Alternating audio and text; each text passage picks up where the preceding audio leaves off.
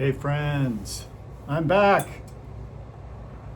The revelation's pretty much been nonstop on this sixth day of my fast, February 2nd, 2023. I was listening to a song earlier called Be Still, and I'll put a link to the song down below. But as I was listening to it, Revelation was being released.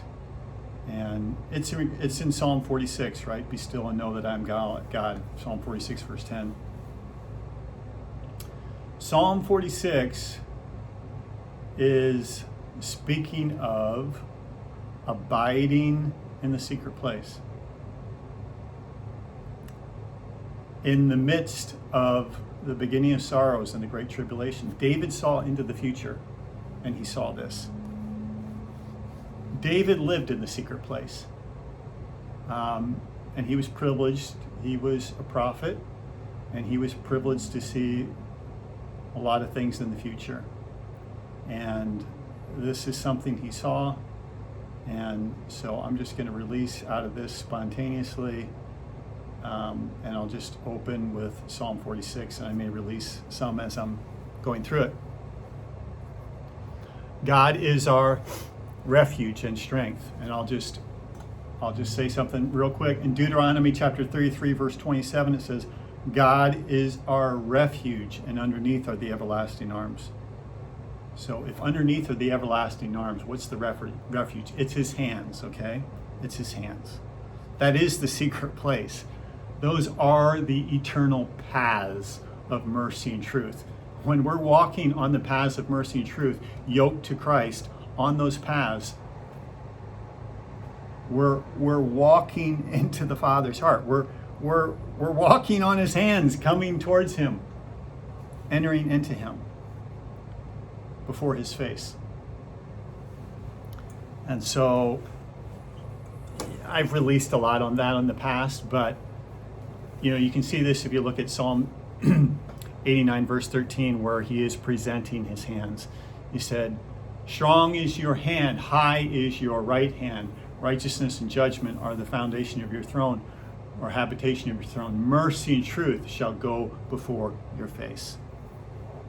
Those are his hands. David speaks of the Father's hands all the time. His hand shall lead me, his right hand shall hold me. They are mercy and truth. This is just an extension, a deeper revelation of mercy and truth. When we partake of the covenant, when we eat of the bread and wine, which is mercy and truth, the wine, the blood is the mercy. The bread, his body, is the truth. When we enter into that covenant with Christ, we're entering into the Father. We're walking on his hands. We've entered into his care, this refuge.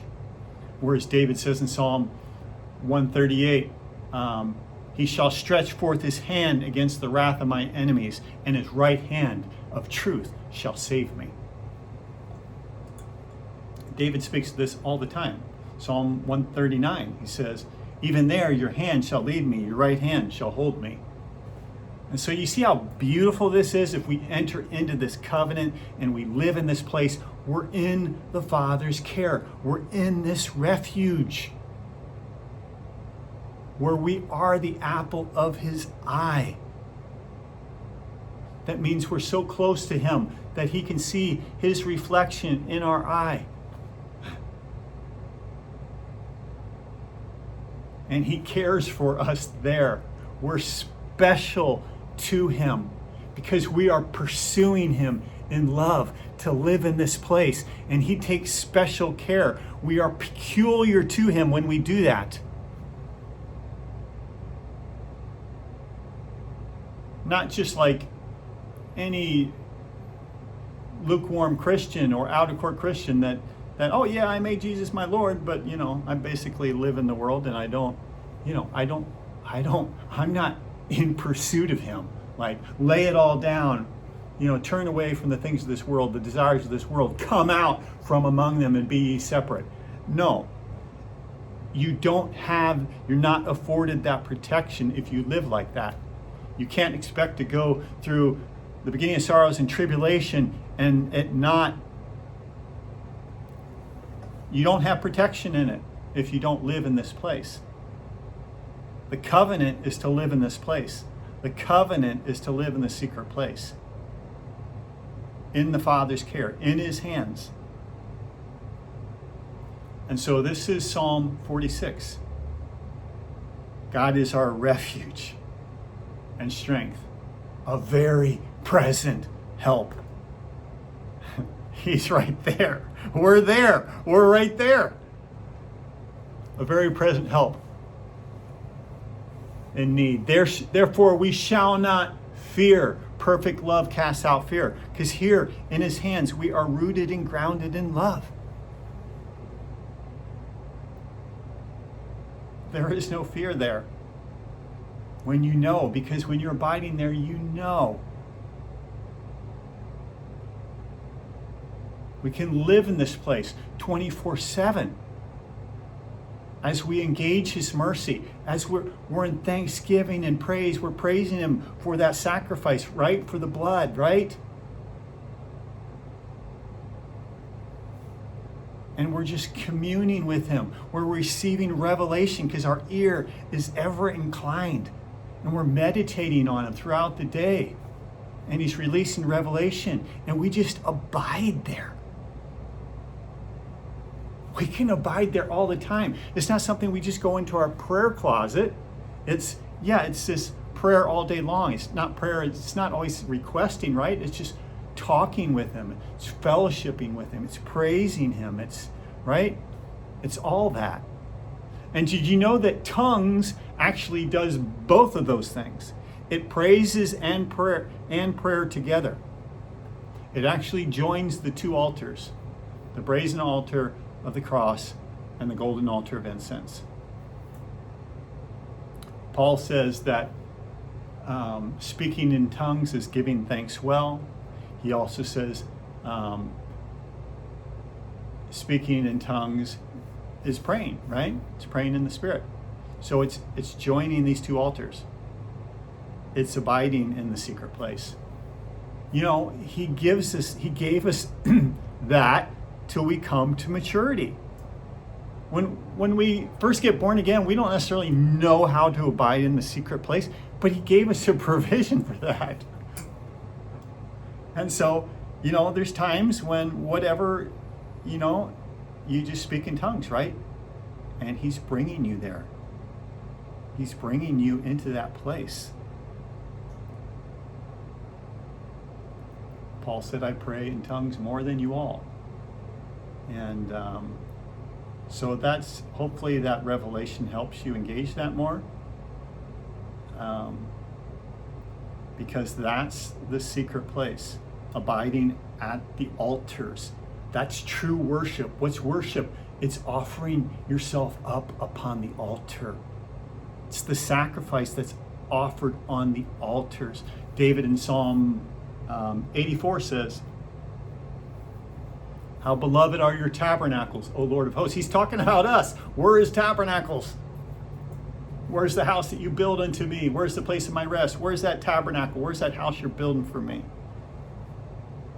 How beloved are your tabernacles, O Lord of hosts. Our soul longeth, yea, even fainteth for the courts of the Lord. Our heart and our flesh cry out for the living God. Yea, the sparrow has found a house, and the swallow her nest, where she may lay her young.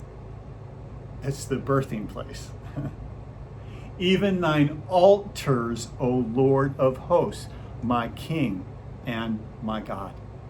See, at the altars is where we're to abide. These are just deeper and deeper revelations, right? How we abide there. It's these altars. The brazen altar, which is the cross, is the altar of mercy. The golden altar of incense is the altar of prayer, where we're offering up. David joins these two altars. That's true worship. David joins these two altars in Psalm 141, verse 2. He says, let my prayer be set forth before you as incense.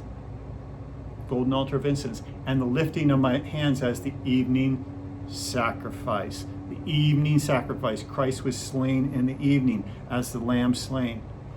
And under the old covenant, the time of prayer was at the time of the morning and the evening sacrifice. That's true worship. It's joining the two together. And speaking in tongues joins the two together. Paul says it's giving thanks well, and it's praying in the Spirit. It's joining them both.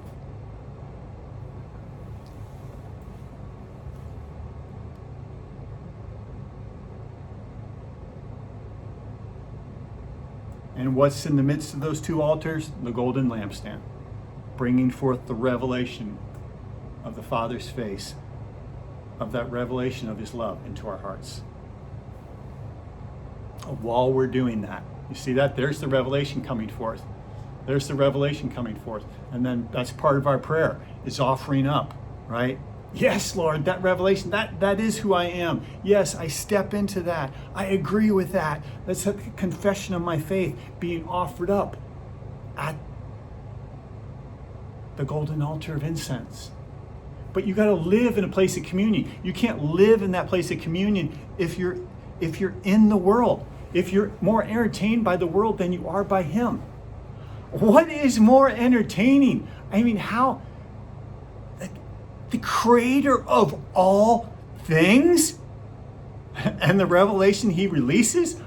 Are you crazy? You'll watch a TV program rather than get the download?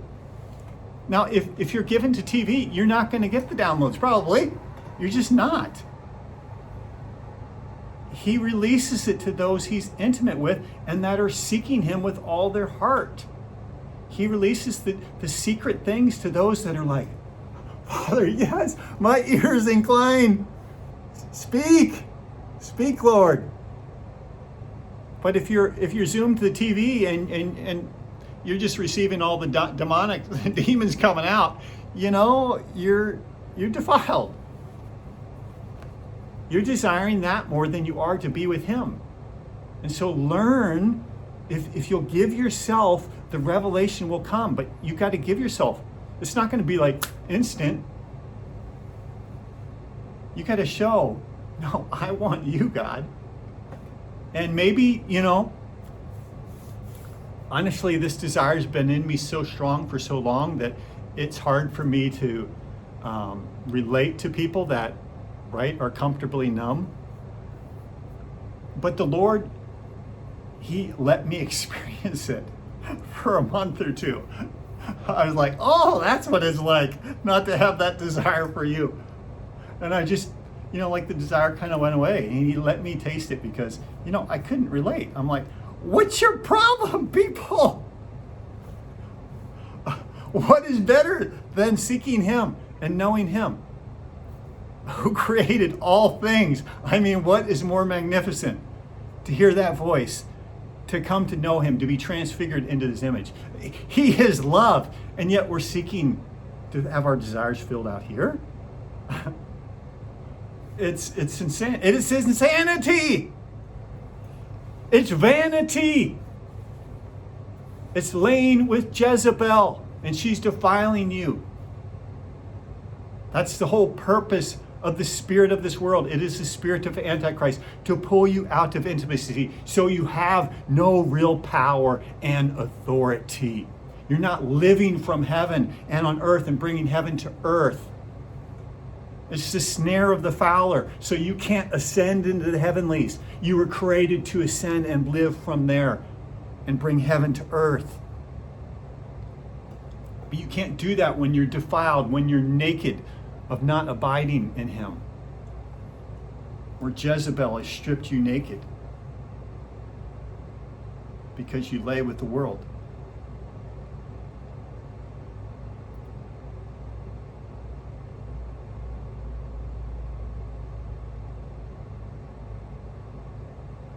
Where was I?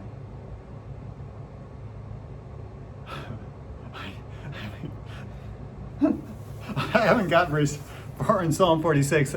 We'll start again. God is our refuge and strength, a very present help in need. The whole point is you got to abide here. This This is for those. It's not like you just, I can say Psalm 46:10. Be still and know. No, that's when you abide in the secret place. Be still and know. You know me because you abide here. Be still and know I am God. This river is flowing through you and to you. This river of grace, because you're abiding in the secret place.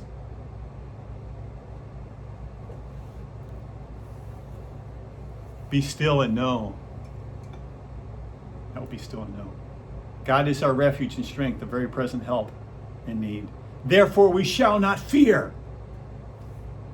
We're in his hands. He's got us. We are the apple of his eye. Therefore you shall not fear, though the earth be shaken, though the mountains be carried into the midst of the sea, though the waters roar and be troubled, tsunamis, hurricanes, though the mountains shake with the swellings thereof, Selah, volcanoes erupting, Selah. There is a river, whose streams thereof shall make glad the city of God, Zion. What is Zion? The habitation. Those who have made a habitation for him. Where's the house that you build unto me? Where is the place of my rest? It's those who have ascended Zion and have made a habitation for the Lord because of their love. What does he inhabit? He inhabits our love for him. We inhabit his love for us. And he inhabits our love for him. And coming out of this world, turning our desires to him. He goes, that's where I'm going to live. You know, if you love me and you keep my commandments, come out of this world. Me and my Father are going to come and make our house in you. We're not going to make our house in these defiled people that they want the world. Why are we going to make our house there? We're holy. We're set apart in oneness. You got to come out.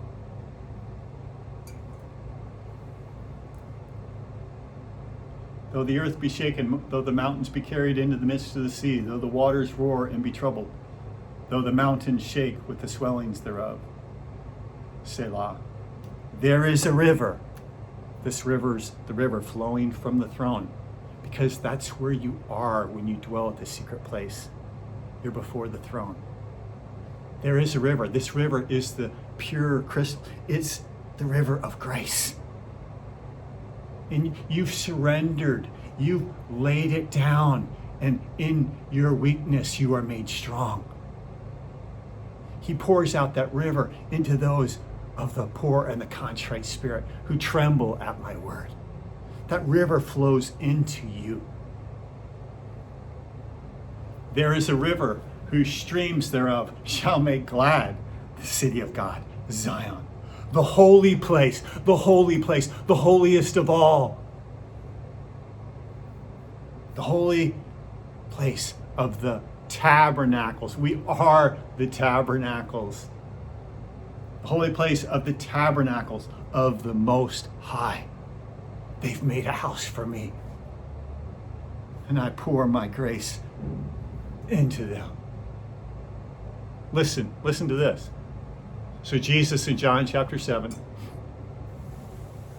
verse 37, said, on that day, the last day of the feast, Jesus stood up and said, what feast was that? That last day of the feast, Feast of Tabernacles. That last day of feast, he stood up and said, I don't remember, did he say he stood up or he just cried? I forget. He cried out, if any man thirst, let him come unto me and drink. Thirst for what? Righteousness. What quenches the thirst for righteousness? The river that flows from the throne of grace. Because when you receive that grace, then you can perfectly walk out righteousness. If anyone thirst, let him come unto me drink.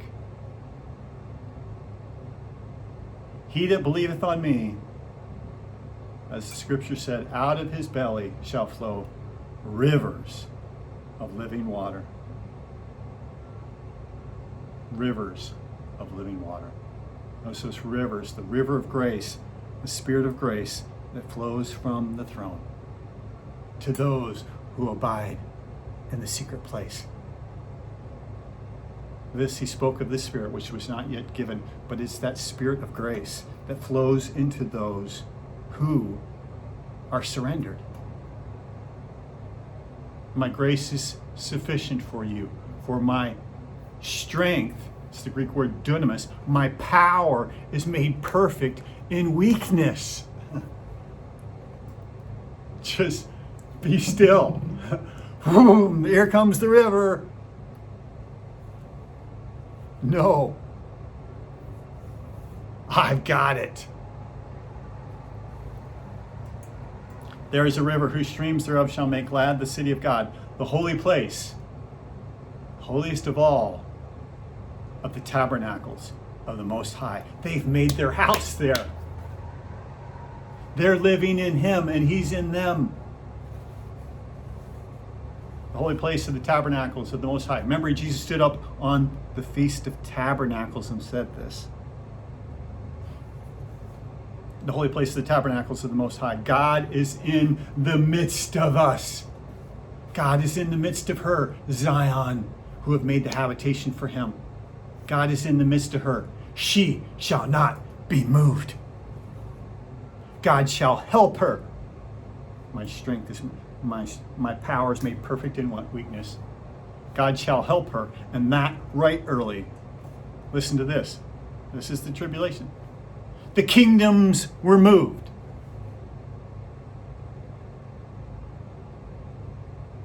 He uttered his voice. How does it go like that?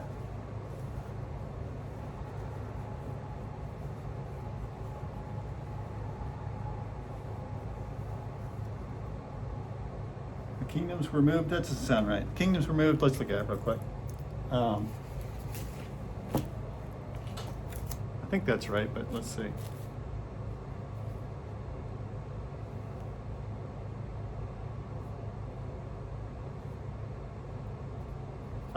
Yeah, I forgot that part.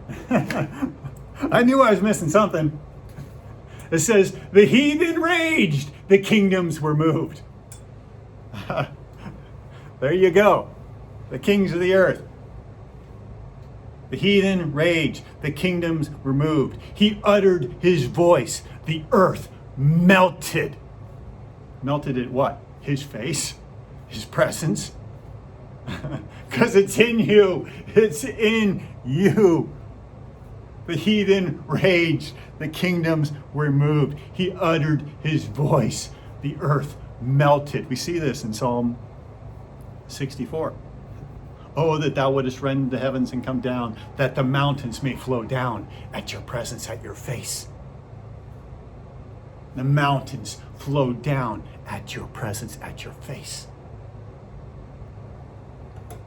The heathen raged, the kingdoms were moved. He uttered his voice, the earth melted. The Lord of hosts is with us, the God of Jacob, our refuge, Selah. Come, behold the works of the Lord, what desolations he has made in the earth.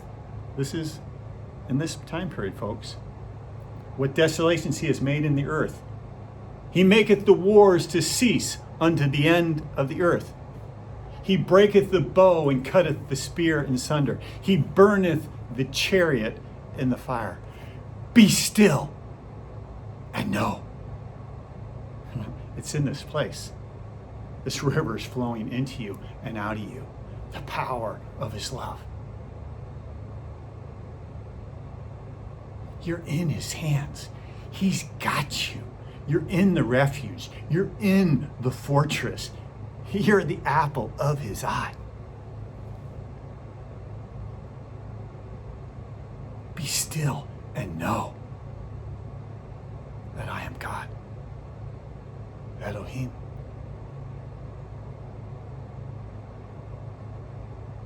Be still and know that I am God. I will be exalted among the heathen. I will be exalted in all the earth. The Lord of hosts, Jesus, is with us. The God of Jacob, the Father, is our refuge, his hands. The God of Jacob, our refuge. Selah. Shalom, shalom. Abide in the secret place, the secret of his face, the fellowship of the mystery. There is no fear there.